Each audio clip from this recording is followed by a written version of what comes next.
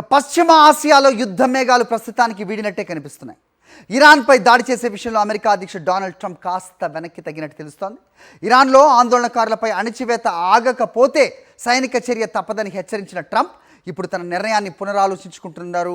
దీనికి ప్రధాన కారణం ఇజ్రాయెల్ ప్రధాని నెతన్యాహు చేసిన విన్నపమే అనే సమాచారం. మరి అసలు ఏం జరుగుతోంది? ఇరాన్ సరిహద్దుల్లో పరిస్థితులు ఎలా ఉన్నాయి?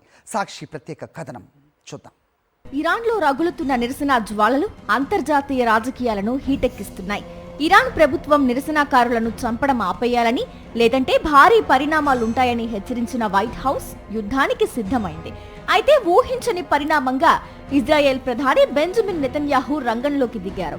ఇరాన్పై సైనిక దాడిని ప్రస్తుతానికి వాయిదా వేయాలని ఆయన అధ్యక్షుడు ట్రంప్ను కోరినట్లు విశ్వసనీయ వర్గాల సమాచారం. ట్రంప్ కూడా ఇరాన్ నుంచి పాజిటివ్ సంకేతాలు వస్తున్నాయని భావిస్తున్నారు. ఇరాన్ ప్రభుత్వం నిరసనకారులకు విధిస్తున్న ఉరి శిక్షలను నిలిపివేసిందని తమకు సమాచారం ఉందని ఆయన ట్వీట్ చేశారు. ఇది శుభ పరిణామం అంటూ ట్రంప్ పేర్కొనడం యుద్ధ వాతావరణాన్ని కాస్త తగ్గించింది. యుద్ధం వాయిదా పడినట్లు కనిపిస్తున్నా అమెరికా మాత్రం తన సన్నద్ధతను తగ్గించడం లేదు. పెంటగాన్ కీలక యుద్ధ నౌకలను మిడిల్ ఈస్ట్ కు తరలిస్తోంది. విమాన వాహక నౌక అబ్రహం లింకన్ దక్షిణ చైనా సముద్రం నుంచి గల్ఫ్ వైపు దూసుకొస్తోంది. ఒకవేళ ఇరాన్ మళ్లీ హింసకు పాల్పడితే క్షణాల్లో దాడి చేసేలా ఫైటర్ జెట్లు, క్షిపణి వ్యవస్థలను అమెరికా మోహరిస్తోంది. మరోవైపు అరబ్ దేశాలు ద్వంద్వ వ్యూహాన్ని అనుసరిస్తున్నాయి.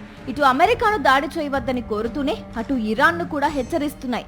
అమెరికా దాడి చేస్తే తిరిగి పొరుగు దేశాలపై దాడులు చేయవద్దని ఇరాన్ కు స్పష్టం చేశాయి. సౌదీ మంత్రి అదిల్ అల్ జుబేర్ మాత్రం చర్చల ద్వారానే పరిష్కారం సాధ్యమని తేల్చి చెప్పారు. ప్రస్తుతానికి ట్రంప్ వెనక్కి తగ్గినట్లు కనిపిస్తున్న ఇరాన్ తదుపరి చర్యలను బట్టి యుద్ధం ఉంటుందా లేదా అన్నది తేలనుంది. అప్పటి వరకు ప్రపంచ దేశాలు ఉత్కంఠగా ఎదురు చూడక తప్పదు.